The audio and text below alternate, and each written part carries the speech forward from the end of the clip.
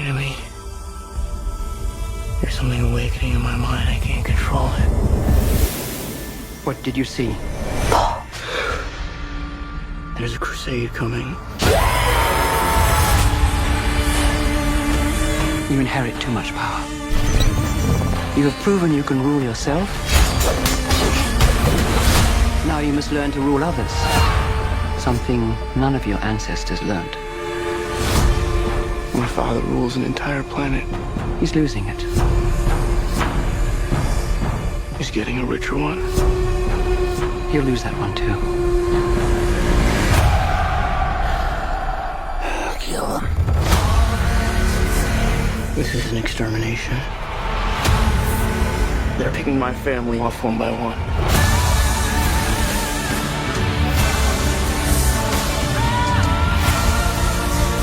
One day, the legend will be born. All of civilization depends on it. The future. I can see it.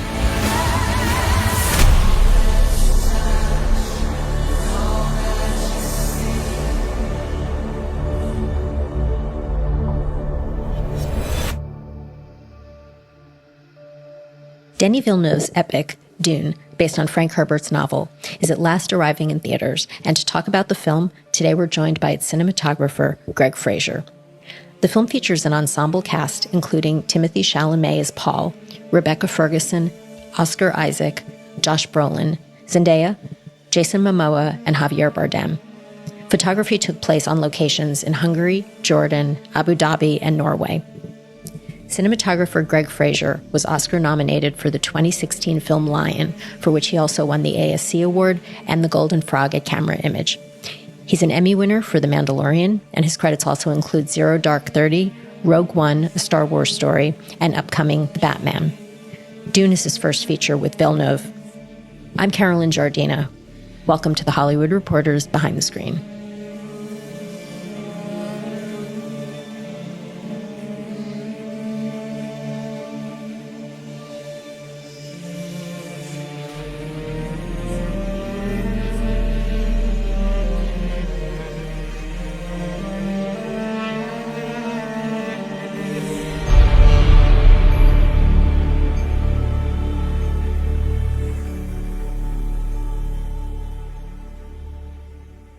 Thanks for joining us to talk about the film. I'm excited. It's always fun to talk about Dune. This was your first production with Denis Villeneuve. What was he like to work with? And tell us a little bit about those first conversations when the two of you were exploring what the visual language for the film would be like. You know, I'd met Denis at a barbecue at Roger Deakins' house years ago when I think just after they'd finished Sicario. So I've known Denis now for quite a while, and you know, we were fortunate enough to be at the Oscars together in 2017. I think 2017.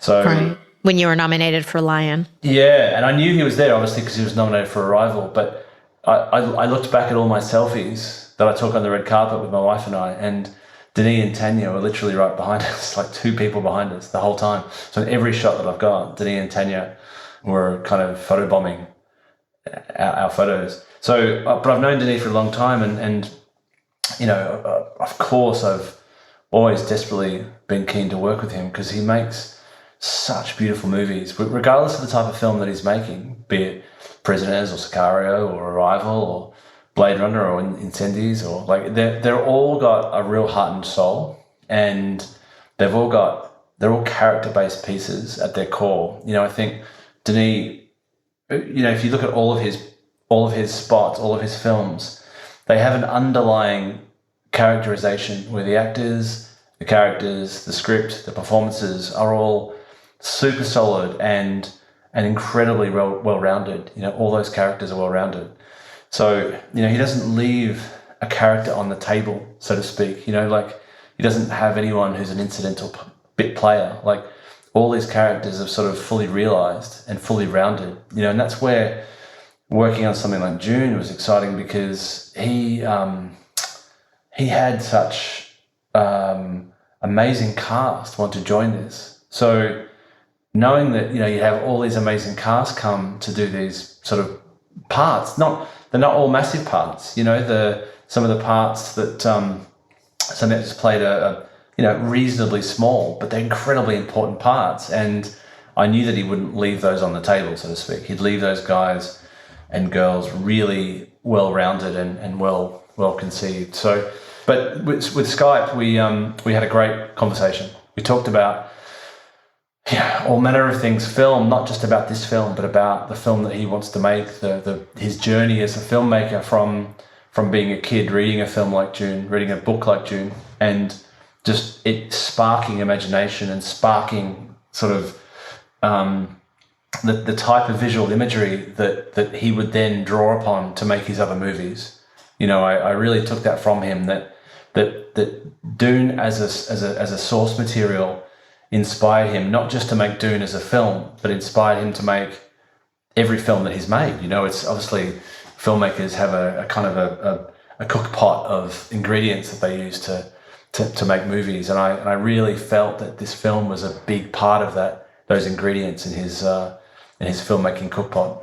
What he's responded to as a kid, I think he was a teenager when he read it, was, I think he wanted to be Paul. He wanted to go on Paul's journey. He wanted to go and feel like he had, the big adventures ahead of him, the new world to kind of explore and integrate into, and I think that some of the big ideas that existed, I remember when I watched Star Wars for the first time, just the scale of those worlds. That's the thing about, we know what a big car looks like, but then you put a big car on a big ship and it looks small, and then you put a big ship on a big ocean and it looks tiny. Like it's those elements of scale that I think he really responded to, and I did also. Like it's that idea that like we might feel like we're a big person, or but ultimately we're tiny little ingredients in this biology of the planet, which is a huge undertone of Frank Herbert's work. So let's talk about Planet Arrakis. I mean, you gave it such a harsh, desolate look, and I know that Denis wanted to do a lot of the work in camera, so you used locations, including in Jordan. Would you talk about creating the look? Well, we needed to be on the ground in a place that inspired us to make those images. Like it was very much a non-starter to pretend. We can. I mean, we're filmmakers and we're professional and we know how to, pretend. But a place like Jordan is very much inspiring and inspirational from a spiritual perspective. I do believe, and I did say this to Denis that, when I first arrived in Wadi Rum a number of years ago making another movie, it suddenly became very apparent to me how people can, the people back in the day could believe in a god or gods. They could understand because nature and spirituality are connected. And, I feel like it brings you closer to that kind of, that spiritual being that exists on the planet, whomever that is to you personally. It kind of connects you with that entity, because it's got such a spirituality and such a uniqueness to it that it was impossible not to be moved and for it not to really influence the photography. We've seen deserts in other movies, but you gave this a very distinctive look with the color and such. Would you talk about that?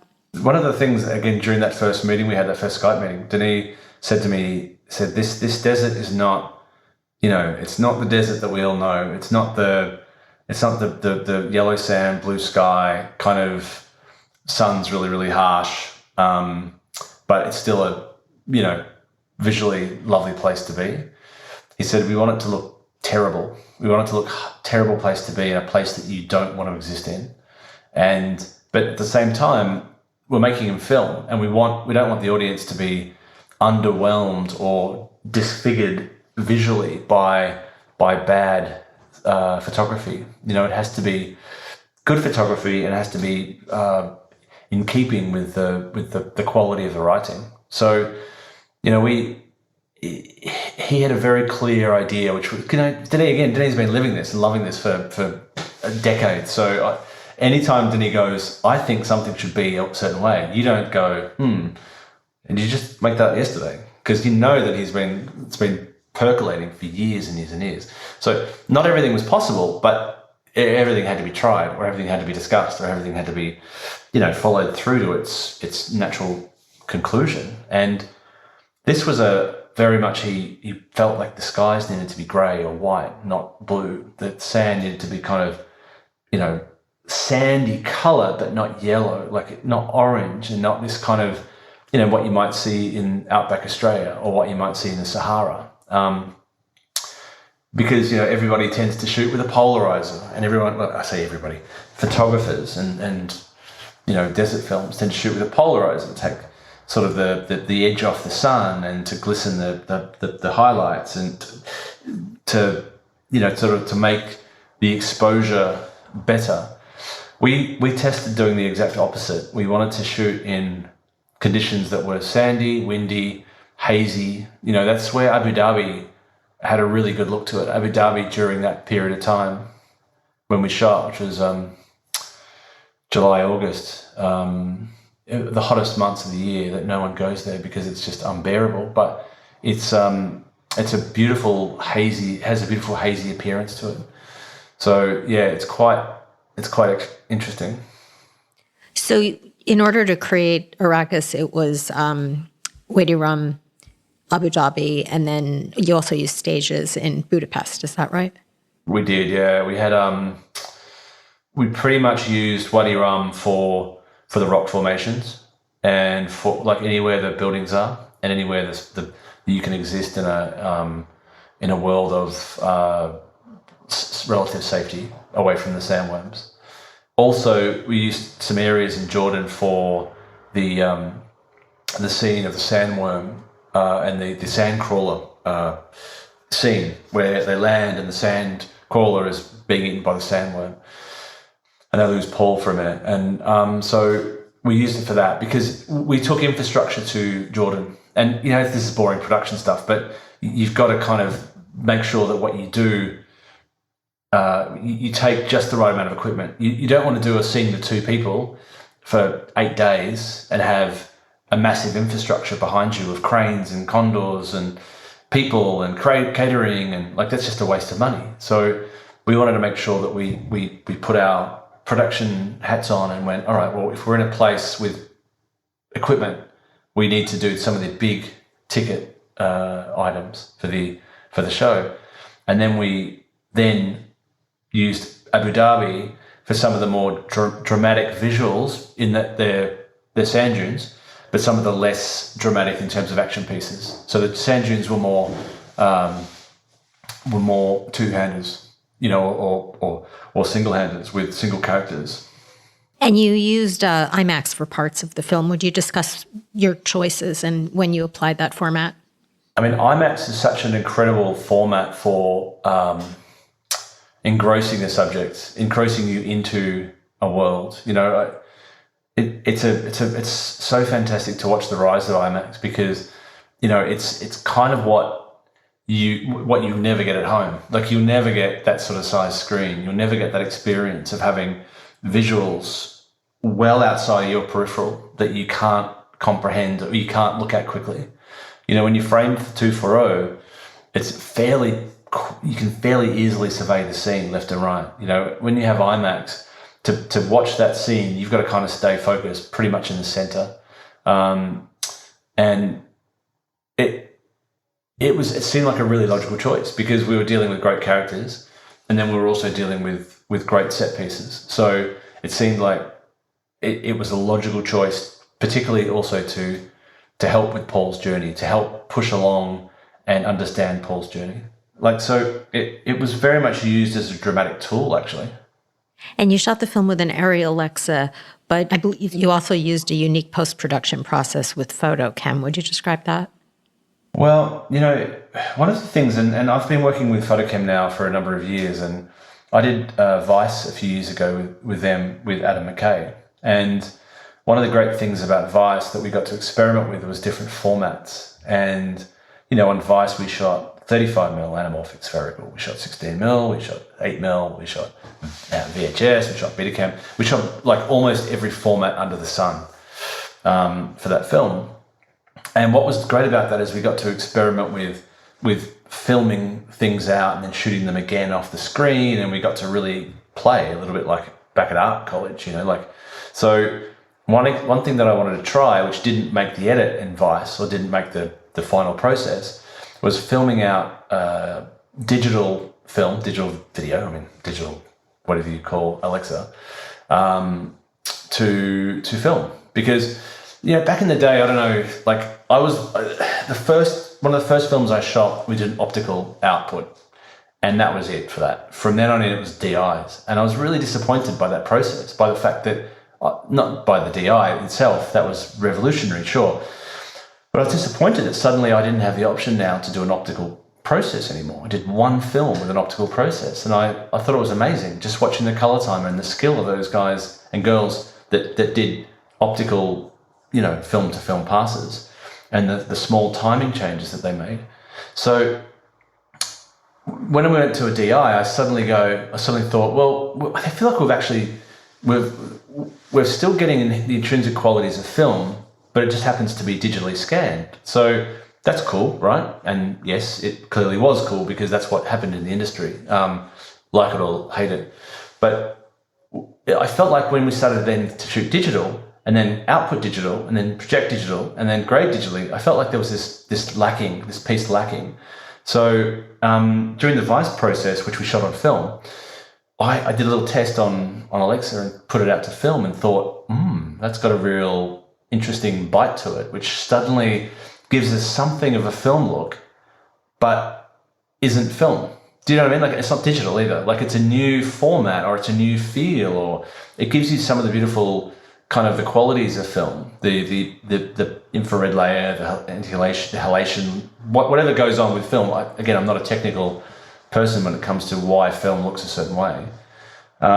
Everybody knows grain, and it's not just grain. Grain's an easy thing to replicate, and it's not just jitter, because that's an easy thing to replicate. There are some things that analog doesn't is very hard to replicate. I think. Again, I will have many people disagreeing with you, but sure, let's talk about that. But so when this came up, we shot film, we shot digital, and the film was too filmy and the digital was too digital.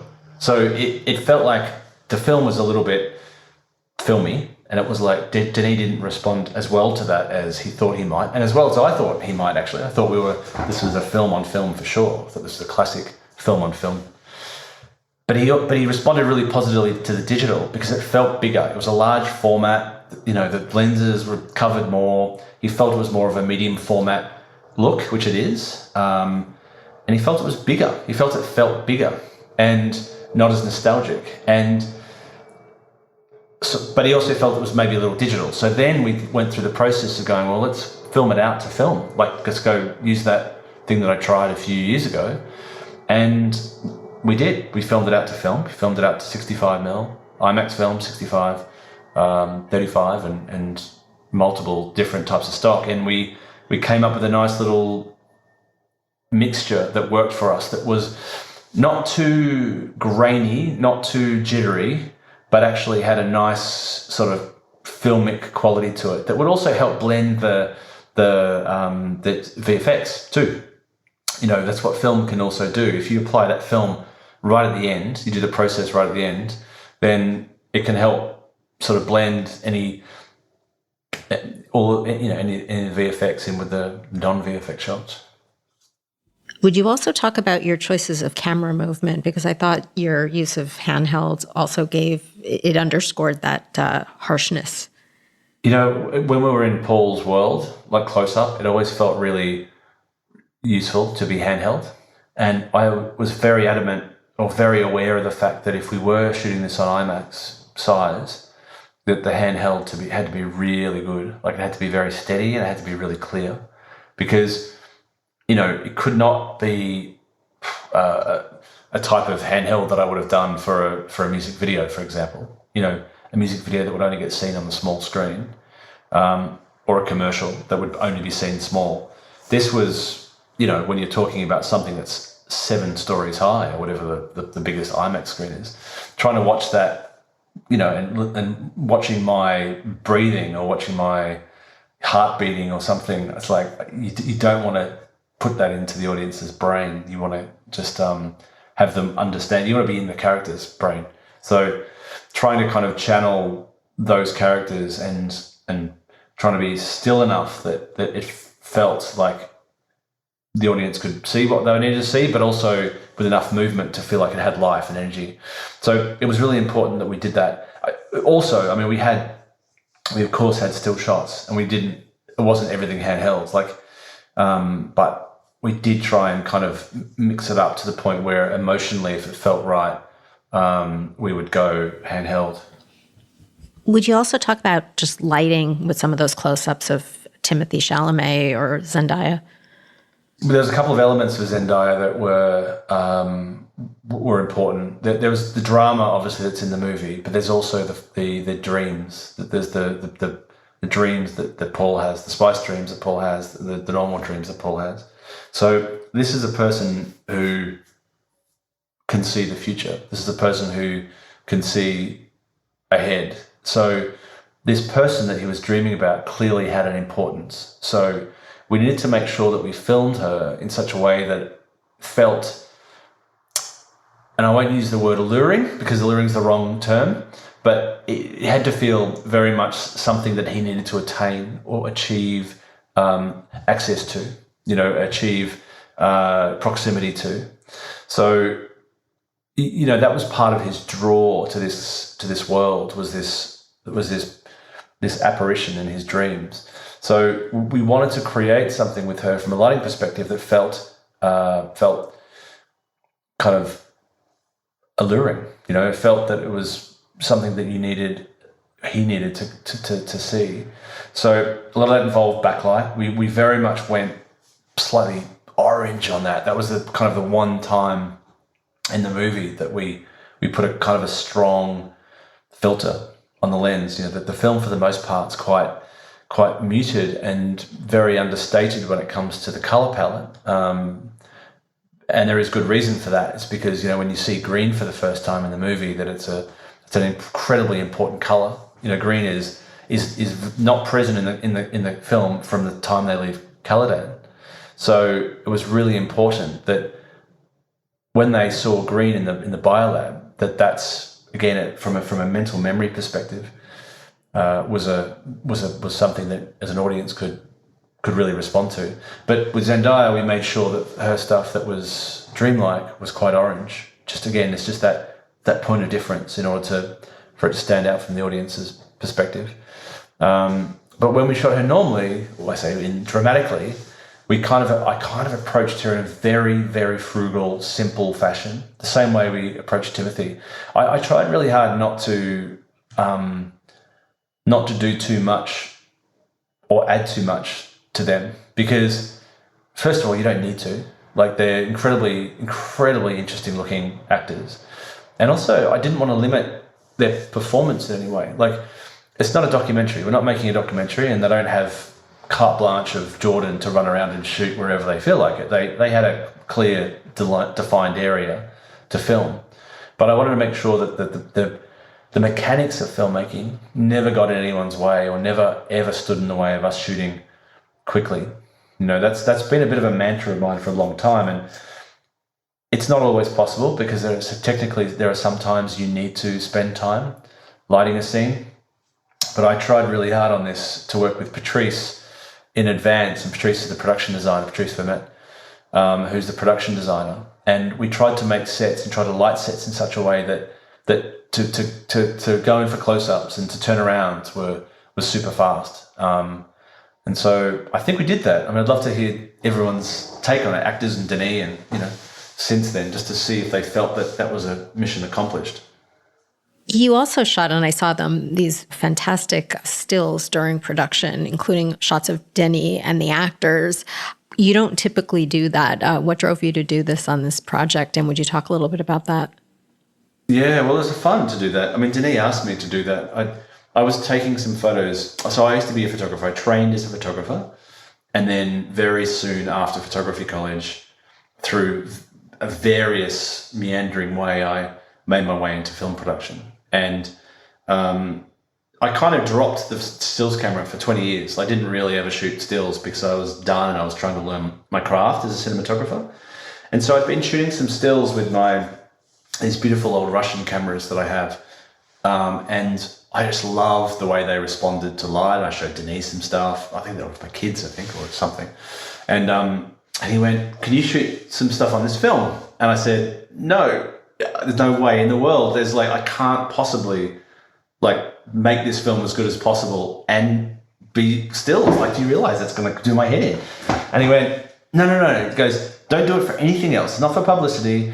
It's not for anyone else. Just I want a couple of good shots of just the making process of the process for me. It's only for me. Don't worry about it."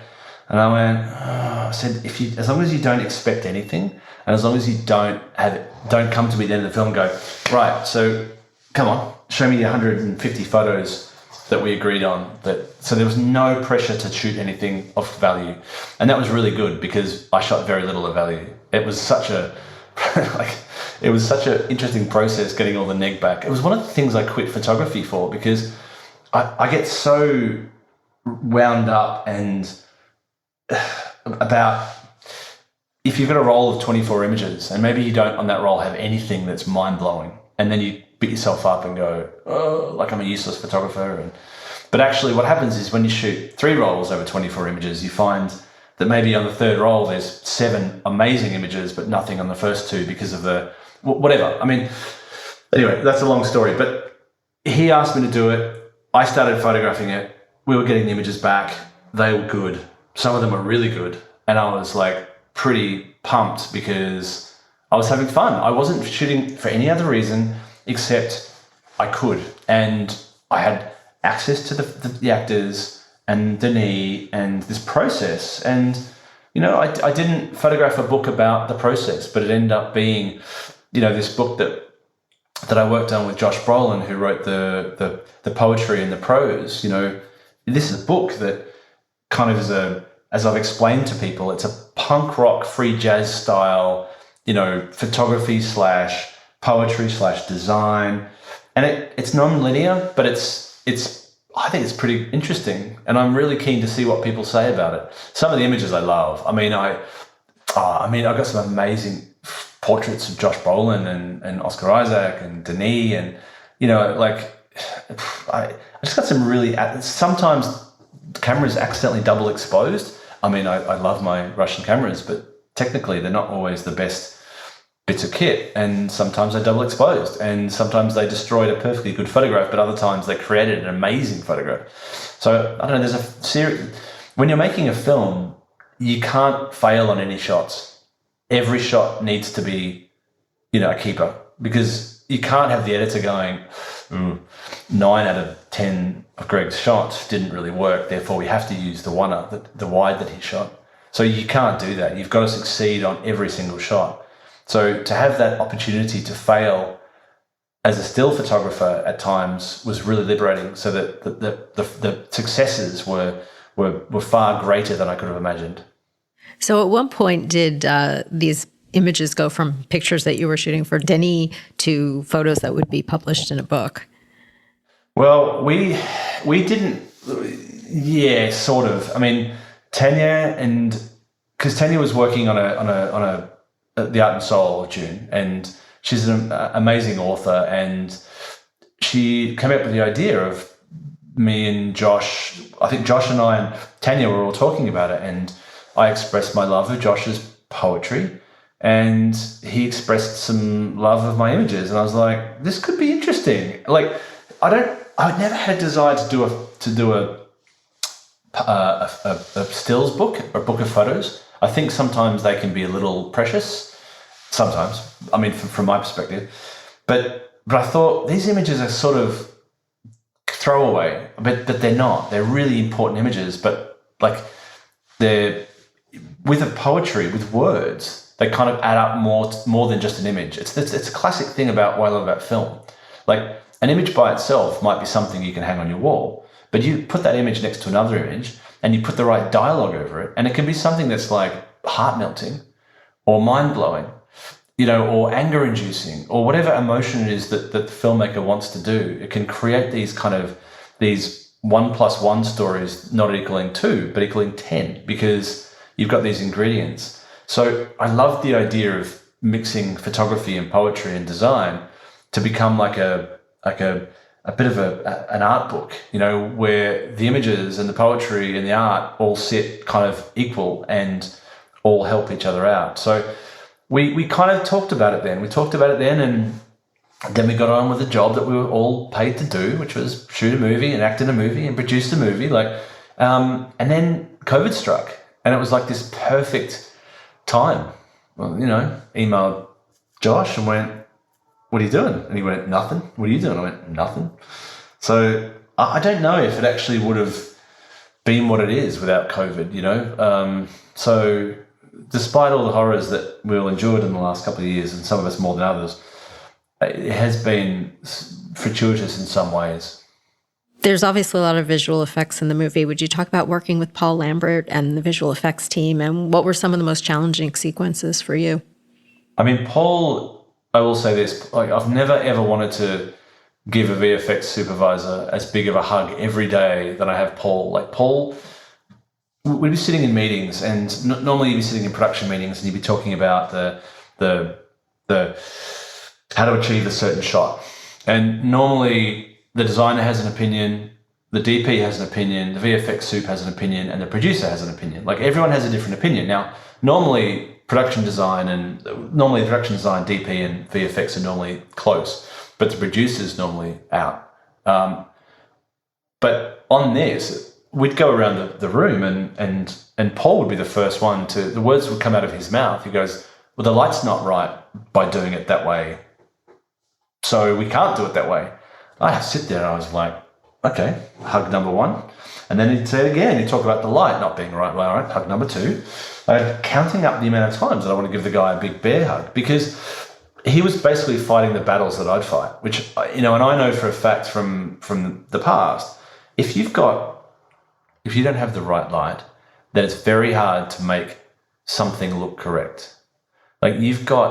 I've never done rotoscoping, I've never done keying, I've never done post-production, but I've seen the results of stuff that I've done through commercials and film.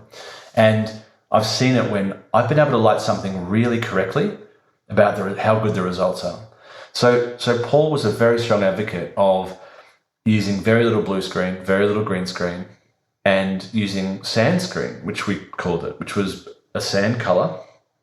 And he can talk to this, but I think he did a test and discovered that if he inverted the image, it would become blue, because it's yellow effectively. So it would become a blue screen. So he could rotoscope off that, yet it would still give me the lighting quality that I needed, and would allow me visually to be looking at an image and not having to look at blue screen. I'm convinced that there's a psychological thing that goes on when you see blue screen on set. I'm convinced of it. And again, I'm not an expert. I'm just a layman who has stood in enough sets with enough people to understand that it does not make people feel good when they stand on these sets. So I don't feel like you get the best results when you shoot blue screen. And so he was a strong advocate of using the sand screen, which worked so well for us. A challenging scene that we shot, but ended up being really simple to shoot. And this is where the pre-production and the right planning come into it. There's a scene where the ornithopter, so Leto and Gurney and Paul and Kynes, they all go out to look at the spice harvester. And they're flying over Arrakis and they're having a conversation, and then they realize there's a sandworm coming, and they do loops and they land and they try and save the workers. So we had to figure out a way to film the interior ornithopter stuff that was going to look appropriate. And there was a strong push for us to build that on the backlight. and because we had a concrete pad and we had every element going for us. It was at the studio, and we had lots of screens, and we could put blues up there or sand screen. But the problem is that the horizon sat too high. So it might sound like a very small little thing, which it did, I think, to production when we first talked about it. But the horizon sat slightly below zero, whatever zero is in an ornithopter, because you're above it, you're 10,000 feet above it. So the horizon sits slightly below zero. When you put frames up to try and block out all of the trees and the fence and the cars and on the road behind, you're suddenly looking at something that's above the horizon. So we found the highest peak in Hungary. Well, it wasn't really the highest, but it was the highest close to the studio, and I think it was an old Soviet bunker that we were on top of. And we built the ornithopter there, and we put like a dog collar around it around the base, and that was all in that sand screen color.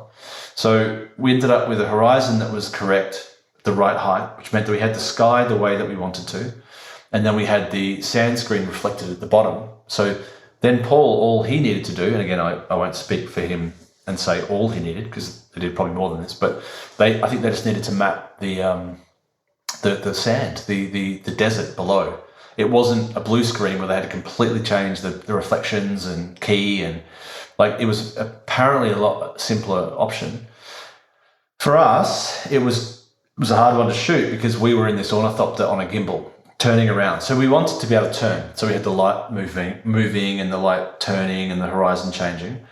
But it meant that we kind of were in this ornithopter, in this hot ornithopter in the middle of Hungarian summer for quite a long time. So yeah, I think we're all pretty pleased to finish that scene because it was tricky to shoot, but the results were really good. I mean, we ended up with, on camera, making it look appropriate and really good. It's been a long time since you shot this movie. How does it feel knowing that it's finally coming out and going to be seen in theaters? It's amazing. I mean, it was such an important part of my life, and I had a wonderful time. I managed to sort of have some of my closest crew on it with me. They agreed to come and do it, which I was eternally grateful for and thankful for. And do you want to give a shout out to your team?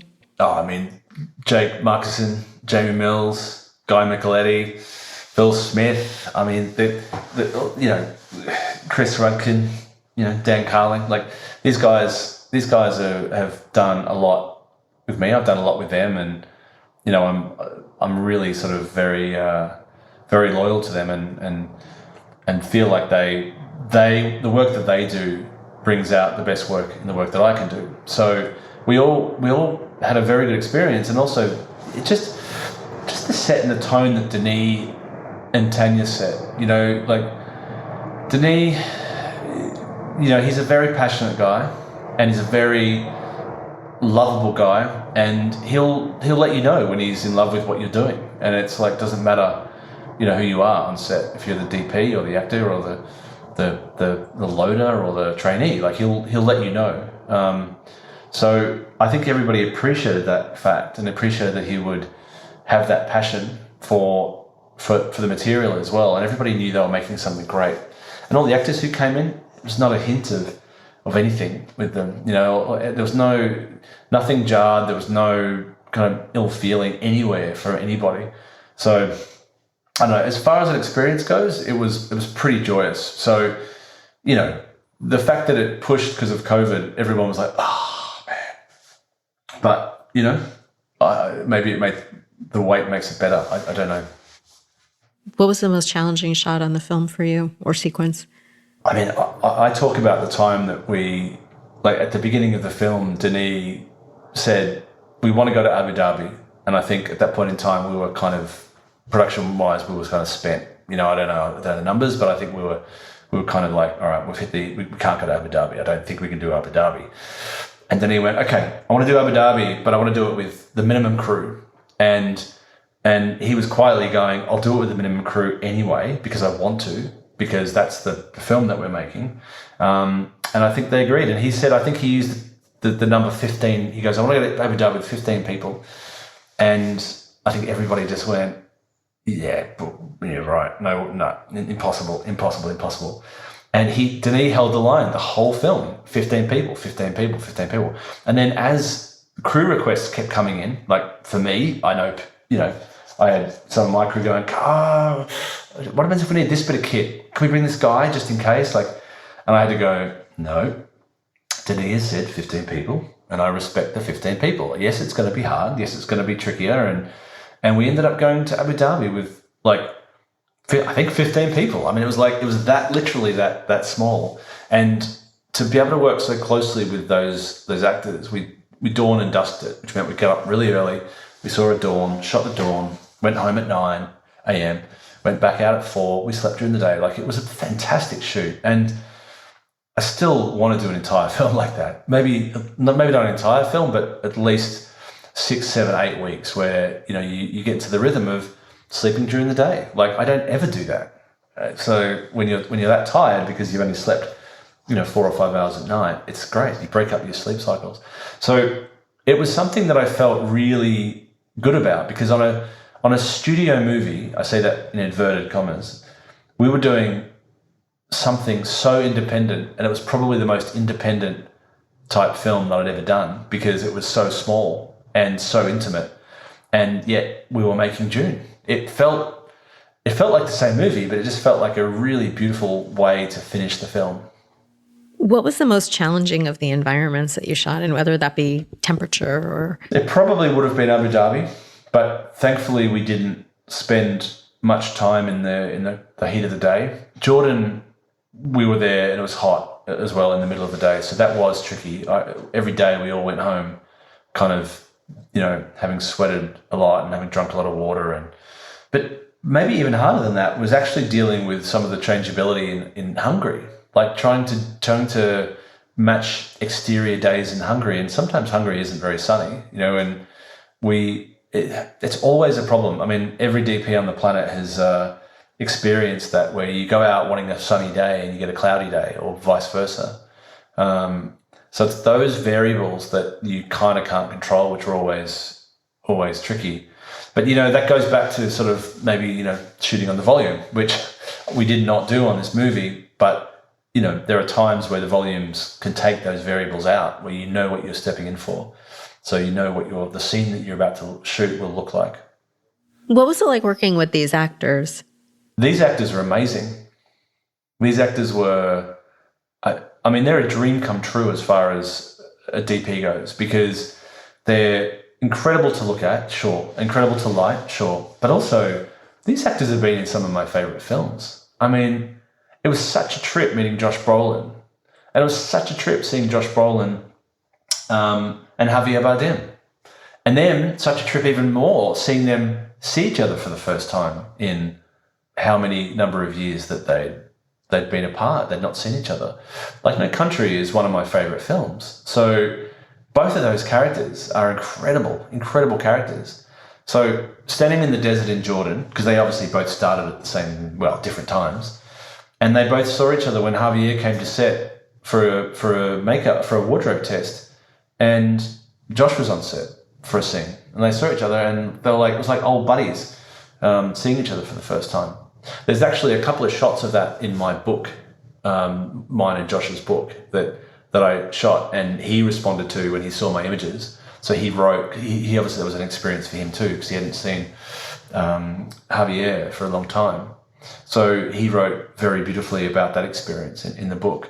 So, I mean, it was great. There's some old relationships there, and there's some new relationships. I think Josh and Oscar got on like a house on fire, to the point where I think they had to sometimes be pulled off each other to start a scene. It's like, Oscar, Josh, we're ready to shoot now.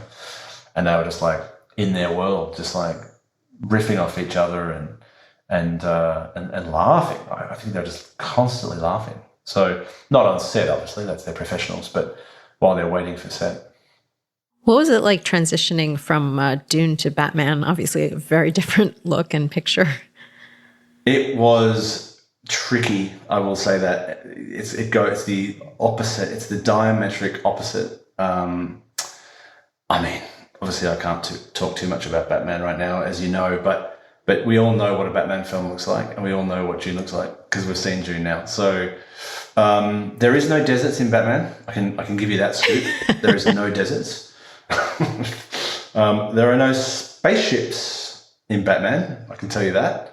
And we might have had people in masks and cowls and capes.